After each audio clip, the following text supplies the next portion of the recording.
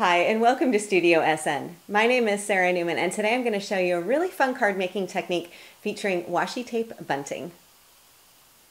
Washi tape bunting makes a fun, cheerful focal, especially on birthday cards. And you can see this really fun, colorful bunting up here on my birthday card design. It's a really easy technique to do as well, and a great way to use all of those wonderful different washi tape patterns. And in this case, I used 3 different designs. You can see on here this red and white dot, and then the big circles, and this black and white design on here, just alternating the pieces as I've strung them onto this black ribbon here. Really easy to do. So let me show you. First of all, you're going to need to make your washi tape bunting flags. And to do that, you're just going to start with white strips of cardstock. And I've cut all of these using my paper trimmer, slightly wider than the roll of washi tape. So that way I have a little bit of a white border on either side. And you could do it the exact width of your washi tape if you want to. Just depends on the look you're going for. So then I just tore off a bit of washi tape and put it directly down onto my white cardstock. Now, remember that washi tape is slightly translucent, so whatever cardstock or paper you put this onto is going to affect the pattern and the design on the washi tape. So white is going to keep things really bright and crisp, and off-white will work as well too, but anything darker than that will really dull your washi tape design. So on one end, you're going to want to cut either at an angle or either at like an inverted V or something like that. And then the other side, just cut at a straight angle. So once you have this, then you just need to create a little bit of a hook at the flat side. And to do that, you could either wrap this around a pencil or a chopstick. You can do a toothpick as well. That's a little bit on the skinny side, but will also work. Basically, you just want to create a hook, kind of like this. I hope you can see that okay. So something that this can then hook onto the ribbon going across the front of the card. So you'll do this with all of your strips of washi tape. So I've got 3 different varieties on here.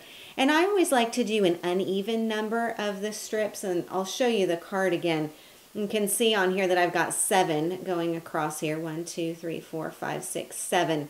You could do 3, you could do 5. I always find that having an uneven number just goes with that rule of uneven numbers. It's one of those design elements that you hardly ever think about, but then when you do it, it seems to make your card design look a little bit better. So I would go with an uneven number of those, and then it's time to start assembling the background.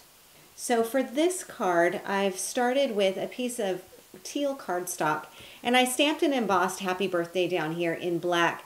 And the Happy Birthday is from the Greetings and Labels stamp set. This is from hot off the press. I love the stamp set. Mostly, I like it for the labels, but I love it for the greetings because they're all really nice sizes. And just simple sentiments, thank you, hello, congrats. But they're all really nice size on here, so it fits perfectly. Then what I'm going to need to do is put down my ribbon or whatever I'm going to use to hang my bunting on. And this is just a narrow piece of black silk ribbon. And this is where you're going to kind of want to play with the positioning before you start gluing things down. In this case, I had one side of the ribbon wrapped around the side of the cardstock, and then I also had the other end wrapped up along the top edge. So you could have it go directly across, or you could have it at an angle. I had it at more of an extreme angle, like so. And then what I'm going to do is start playing with the pieces of washi tape. So this is where it's nice to have it down onto a cardstock rather than trying to, use this sticky bit of tape. So you can play around and see if you want some of them to be longer, if you want to trim them shorter, if you want to trim the angles in at a different, different types of angles, that kind of thing. And then once you have it all sort of figured out to your layout design, then what I always do is take a quick picture using probably my phone, the camera on my phone. And that helps because once I've got all of these lined up, then I can scoot them aside and know that I'll remember what order I have them in and the positioning of them. And then what I'll do is come in here with just a piece of clear tape, and I'm going to tape down one end of the ribbon. And then I'm going to leave the other end undone just for now, but I kind of have figured out where I want it to go. And then what I'm going to do is, I've got these little hooks on here. This is what is going to sort of hook these onto my ribbon. But of course I still need to have it fastened down somehow.